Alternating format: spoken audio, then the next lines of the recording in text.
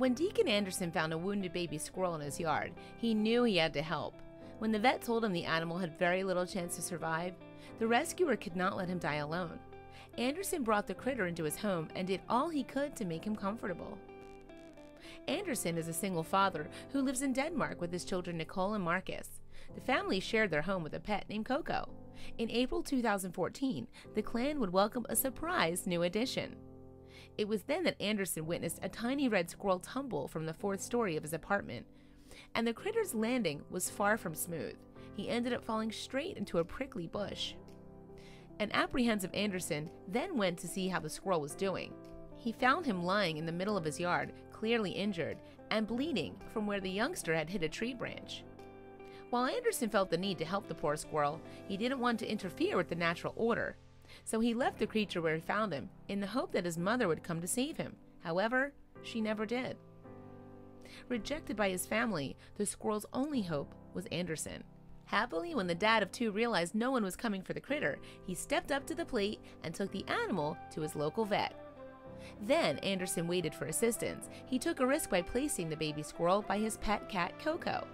And while felines and rodents aren't known to be friendly towards each other, Coco ended up taking to the squirrel right away.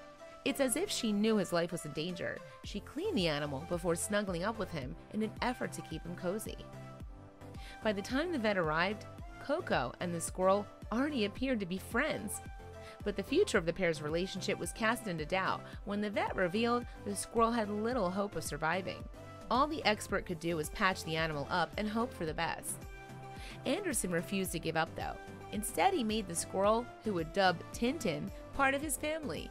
And with a little help from his kids, the gallant dad made miniature sweaters for Tintin to wear to stop the animal from scratching his injuries while they healed.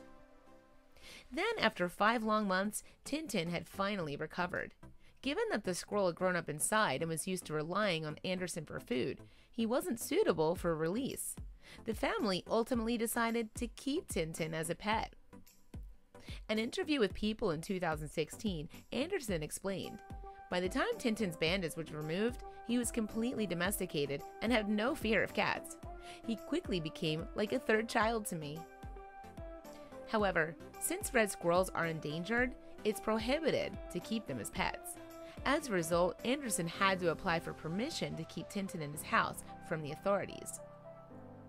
On his website about the squirrel, Andersen revealed, "Under Tintin's special circumstances, I've gotten exclusive permission from the Danish Wildlife Preservation to care and nurse for Tintin till the end of his days." The dad hoped, however, that his new charge would live until a good 15 to 20 years from now. Now that he was approved to keep the squirrel, Andersen set about assembling a more permanent sleeping arrangement for Tintin. And soon enough, he built an enclosure more than fit for the rodent. The Danish man had recreated a woodland environment inside a large cage, complete with branches and foliage. Andersen might have gone the extra mile to make the cage habitable. Tintin still preferred hanging out in the house. The family never locked the squirrel away and allow him to wander wherever he sees fit. All the cage is used for now, in fact, is mealtimes and toilet trips. To ensure Tintin can experience his natural environment, Andersen also treats the squirrel to trips to local green spaces. Whenever the pair are out in the wild, Andersen likes to keep the critter on a harness, just to keep him safe. Andersen explained at the squirrel's website, "Although I would prefer to see Tintin without a leash, it's simply too dangerous for him not to have one. There's a huge amount of natural predators in the area, including cats, hawks, and owls." When the pair visits the forest, Tintin likes to enjoy some of the foods he would typically eat in the wild. Andersen collects nuts and pine cones for his pet to consume at home. Besides the natural food, he also likes rabbit food, corn, lettuce, tomatoes, and all that sort of good stuff, the squirrel's owner revealed. Perhaps apart from his preference for healthy food, Tintin is much like any other pet. He loves to cuddle, and he worries if we're sick or feeling bad. He loves to make small innocent troubles and acts goofily to make us laugh and smile.